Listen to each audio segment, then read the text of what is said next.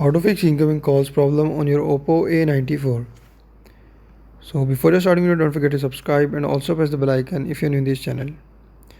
So to fix incoming calls not showing on display screen issue on Oppo A94, simply first of all just go to settings and do the same as I'm showing you in this video to fix this problem.